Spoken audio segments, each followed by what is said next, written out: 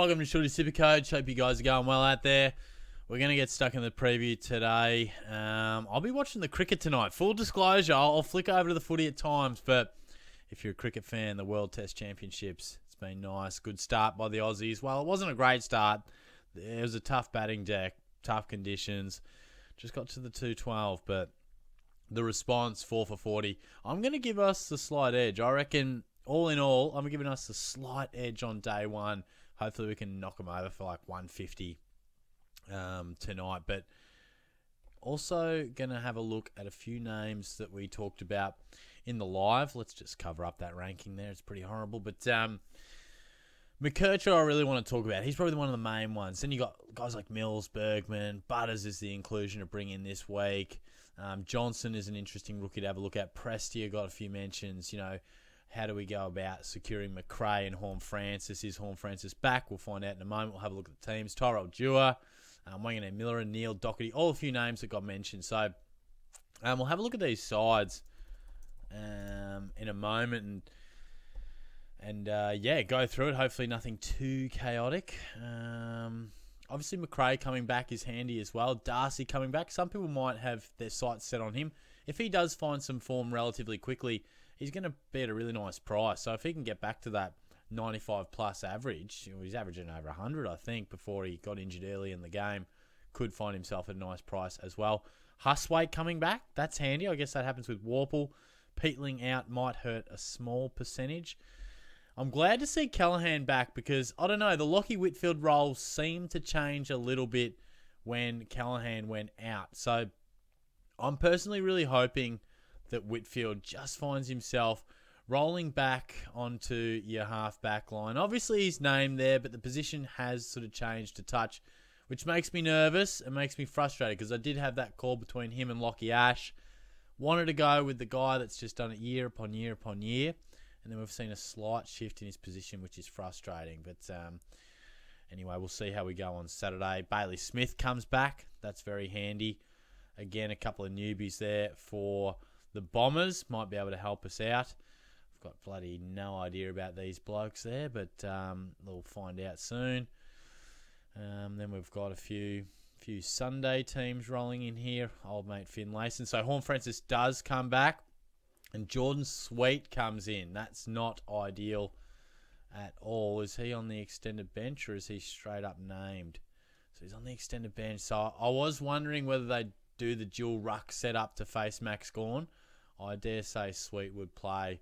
And if that's the case, Vicentini is on a very, very short leash to get selected for my side for much longer. McCarthy comes in. Okay, that's a handy one. And Clay Hall, he's an extended bench specialist, Clay Hall. Always comes in, never seems to get named. But McCarthy, he's at 99k. I think he's 24 years old, halfback flanker, mid-season drafty. So he was on the list for many of us throughout the live that he could be a chance to come in.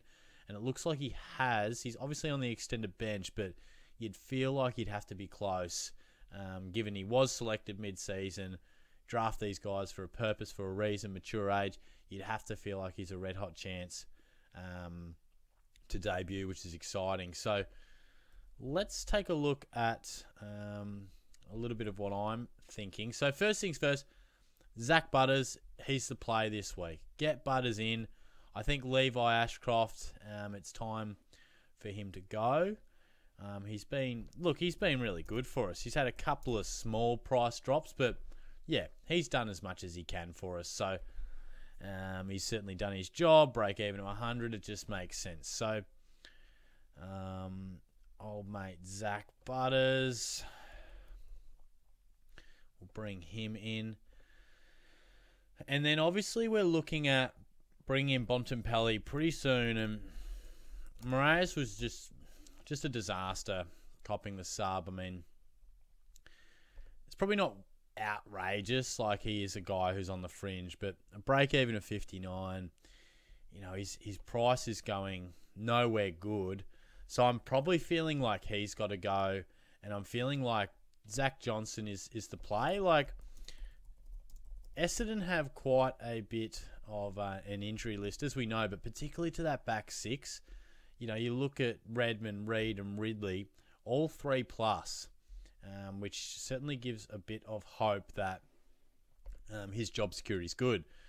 And let's face it, who knows what's going to happen with some of these rookies. I mean, we just can't lay a finger on it. But he's named at half-back, and I feel as if we may as well. I mean, we are just, I've said it time and time again. We've said it about Pedler. We've said it about Simpson. We've said it about all these guys. God damn, do we need someone to just rescue us and make us some cash. And he's only scored the 48 the first week, but then 84 the next week. 18 touches, few rebound 50s. I'm hoping to see a few intercepts here, give me a bit of confidence. So, yeah, 7 intercepts, which is pretty handy. Always like to have a look at their VFL stats as well. Just sometimes it gives you just a little bit of a feel for what type of player they are when they broke into the team. And, you know, he is capable of winning the footy. 20-plus possessions a lot. Takes some marks. It sort of says to me that, yeah, he's a bloke that doesn't mind a bit of rebound. So, look, I think I'll go Johnson. Again, I think at 113k, I mean, why not? Bring in Johnson. Break even is pretty high from Moraes. And the only iffy thing would be then, where's my trade for someone like Bontempelli? Look, it might end up being someone like Vicentini or Kako. Hustwaite comes back, which is handy, but obviously he was subbed off recently in his most recent game, which makes that selection kind of frustrating. Like, the break-even's still solid because he had a good couple of weeks, but that 27 is going to loom a little frustrating. Hopefully he can dodge the subs vest, but yeah, I'm thinking that's probably the way I'll go. Tyrell Dewar is a real interesting one. I'd love some West Coast thoughts on this. Like, he's taken some kick-ins. Like, he's named... Where is he even named? He's named on the wing there, but look, he's actually delivered some... like a handy score last week. So his kick-ins have come in the last 2 weeks. And interestingly, I'll show you these. It's really been a bit of a change-up with Ryan Marrick. So we saw Marrick take a lot of the kick-ins, and then he's had no kick-ins the last 2 weeks. And Dewar's come in and had 5 and 4. And Duggan's been pretty consistent as well coming in. And then, yeah, we've seen Dewar probably roll a little bit with the 90 and a 51. Definitely having a lot more of the footy. So it'd be really interesting to have a look at a few of his heat maps. Because he's a classy mover. I like his ball use. I think he's someone that could be a player one day. It's just a matter of, will he be able to do it right now? So let's have a look at... So his heat map here, it's pretty nice. It's pretty halfback flankish. A couple of play-ons from the goal square, one would imagine. Rolling out with a kick out. And if we take a look at... I don't know, let's have a look at a game. Maybe he kicked a few goals. Let's look at round 2. He had 20 touches, kicked a couple of goals. I'd imagine we're going to see a bit more around the flanks kind of area. Forward flanks. Yeah, okay. So, a bit more of a wing type role. So, without knowing the Eagles inside and out, it does feel like he's gone from sort of a wingman into a half back. So, I'm still pondering him, to be honest. I'm not too sure, do I need the cash gen? He's 175. Break even's pretty nice. I'm leaning towards doing it. Let's have a look at some options. So, yeah, I'll probably feel like the question would be, do we just ditch Kako? He's been trash. Or do I ditch a dead rookie? Kako's probably going nowhere. 217k. He hasn't been able to hit anything decent, for the whole year, really. But I suppose the question is, do I grab Kako and take 40 or 50k, which is handy? Or do I just go sideways from Clay Hall if he's not named? Or a Boxall.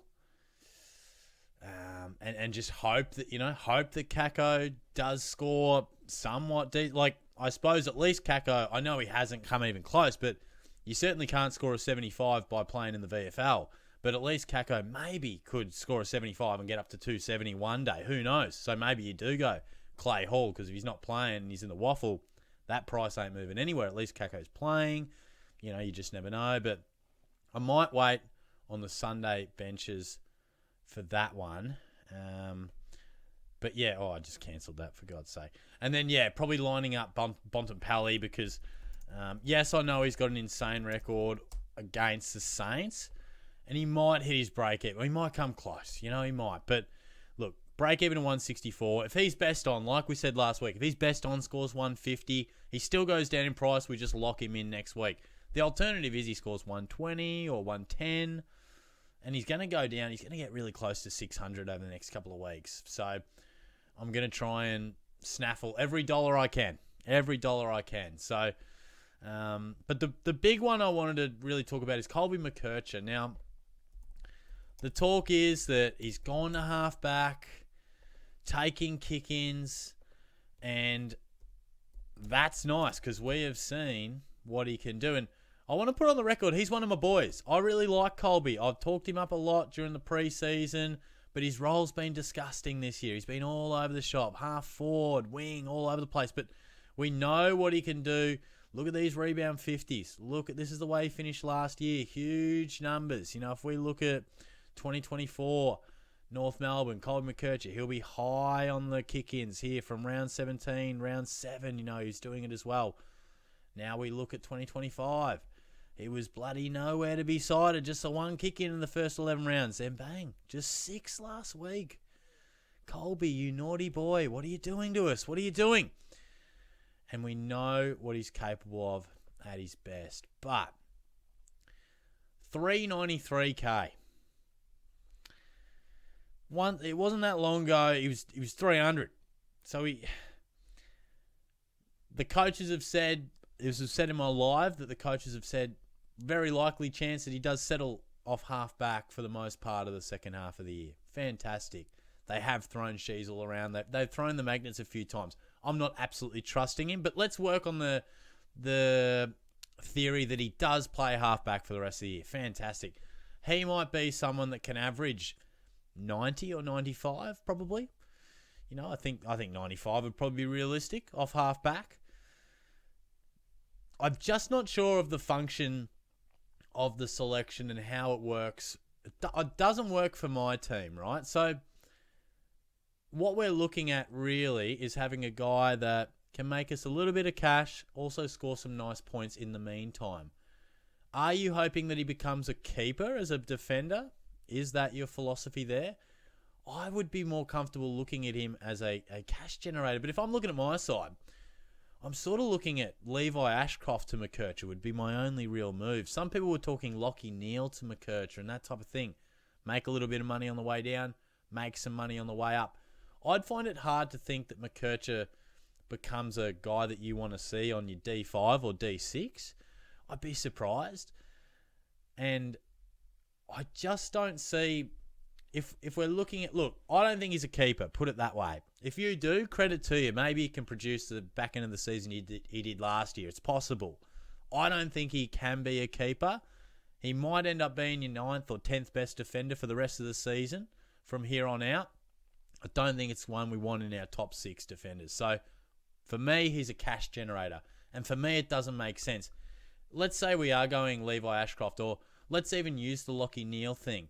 You're probably making 150 on the way down, and then you're hoping you can probably get to 510, 520 maybe. All up, you're probably going 270k on return of your investment. 300k, let's call it, best caser. If I'm looking at Levi Ashcroft, I'm just going straight down to Johnson, and I'm making 270 straight up there. And everything else that Johnson makes from there. Yeah, I'm probably going to get an inconsistent scorer, and a rookie with poorer job security can throw in a 50. McKercher's scoring's going to be a little more reliable. But for me, I'm just not seeing it in terms of, it's just not a selection I like at this point in time. I don't really want to trade in a guy like McKercher that I feel like will be traded out of my side at some point. And I've only got 11 trades left. So I'm trying to maximise my trades for the most money I can, the best bang for buck. And I'm either bringing in rookies that are going to make me some quick cash on the way down and on the way up, or I'm bringing in guys I'm keeping for the rest of the year. I feel like McKercher just doesn't quite fit the bill of a rookie or a keeper. So I definitely get the upside. I definitely do. If he continues this role, averages 95 for the rest of the year, he'd be a pretty good selection. But there has to be risk. I mean, look at this scoring. Look at the inconsistencies. There has to be concern over the role. Maybe not for the next month. Maybe they settle in for the next month. But things happen for no rhyme or reason. Why did they move Sheasel to half forward, then half back, then back to half forward, then in the mid? Like, sometimes they just don't make sense. So that'd be my concern, that there's just too much risk for mine. And look, the same can be said, basically running same philosophy on Bergman or Prestia. I can understand McKercher. I can understand it because he does have that role at half back and he's a talented guy. I definitely get it. But, you know, Bergman, I'm a no. Yes, he's moved in the midfield, but he's 414. Definitely not. It's just too expensive. I mean, 400 plus, you're definitely picking him as a keeper. You know, we're not doing this to make 90K or something like that. And then Dion Prestia, yeah, he's had a huge couple of weeks, but this bloke, he could ping a hammy getting out of bed tomorrow morning, mate. And he's gone big, nice break even, but he's 426. Come on, we're not bringing in Dion Prestia. And even Sammy Doherty, again, could work out to be a good selection. He could. He's got the history and whatnot. But let's not forget, he is 31. He has been named the sub at times. Inconsistent role, inconsistent scoring. I know they're a bit light on off half back, and he seems to have moved there a little bit from what I can gather. But nice couple of weeks. But yeah, he's 400k. Like, this is too sideways. This is too no man's land for me, some of these guys. So I'd much rather just go bang, rookie, bank the cash. That is cash to spend straight up. And hopefully Johnson can get to 250k, maybe 300. If he gets to 200, whatever. But I just think there's a lot of pressure on a selection like McKercher. Could go well for you. Credit to you, but I'm probably going to stay away from him, in my opinion. And look, we might have talked about most of the other guys. People were losing faith in Zach Merritt. I hate the halfback role. I really do. Most of the time we love it, but it is not Zach's role. I think he can do just as much damage with that left boot, rolling around the midfield and being damaging forward of centre. Halfback just doesn't seem his go. So I hope they change it, but I'm not trading out Zach Merritt. Lachie Neale I could somewhat understand because he just doesn't seem at his best. He's been a roller coaster ride, a frustrating ride. I half get it. I'm not a big believer in trading out premiums for guys like, unknown products like a Bergman or a McKercher. Of course, there'll be scenarios where that does pay off and benefit, but gee, I think it's a risky play. Possibly on Neale, definitely a hold on Zach Merritt. I'm super strong on Zach Merritt as a hold. And I also think we've got to keep into consideration the trades too. Like, how many upgrades do you have to do compared to how many trades you got left? Because, gosh, I'm certainly not in a position to be looking at trading out Zach Merritt. I need every trade I can get. Yes, it's frustrating having a premium sitting there not doing premium numbers, but we see form change and we see positions change, and clubs want to have their best players in the most effective and damaging roles. It wasn't that long ago that Zach Merritt turned it on, albeit against Richmond, but in a different role, turned it on and scored 160. I don't know why they moved him to half-back. Bit of better ball use and their leadership down there because they've lost a lot of players down back perhaps, but it was only a few weeks ago. And 93 and 81, yeah, it's not great, but it's not a disaster either. So I'm a dead set hold on Zach Merritt. Nasiah Wanganeen-Miller, I think he is probably a guy that is a trade in too, whether it's this week or next. I think definitely the price is great. Break even is 74. 507's a steal for him. Sorry, Shorty's just rolling a little bit of a cold at the moment, but a lot of people were talking about, do I have to get in Zach Butters this week? I would make him your main priority. I really do. I mean, Wanganeen-Miller, a great inclusion, but probably top end is 120 or 130, where Butters is that guy that can score 160. So I just think Butters is the play. A lot of people are talking about bringing in Horn Francis and stuff soon as well. If you do choose to do that, absolutely, but do it in a few weeks, because let's not forget, and same can be said for McRae.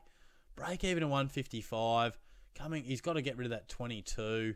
So odds are that we could see Horn Francis, and there's always a chance coming back that they ease into it as well and don't bounce back to form straight away. So break even at 150. There's a definite chance. Obviously, McRae doesn't have the 22, but he'll drop under 500. Horn Francis is a genuine chance to drop below 420, 430. So I think definitely wait the 2 weeks on him.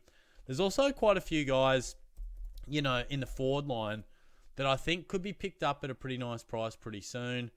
You got Chad Warner, who, he's a roller coaster ride. He's had a bit of a quiet few weeks, but he's going to go back to, sort of 450s pretty soon. Isaac Rankin's been a bit off. I'm still an Isaac believer. He has kind of switched his role a little bit.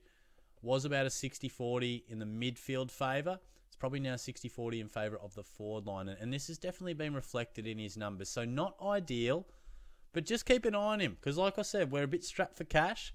And if you're struggling for cash and you can pick up Isaac Rankin for 450k, he can still turn a game on as a forward. We certainly know that. He's been slightly off, but definitely don't rule him out responding as well. So look, that'll be me, I reckon. Bit of a longer preview, but game's only 20 minutes away too, so I better get cracking, get this footy on, get the cricket on. And we'll talk to you soon. Cheers, guys.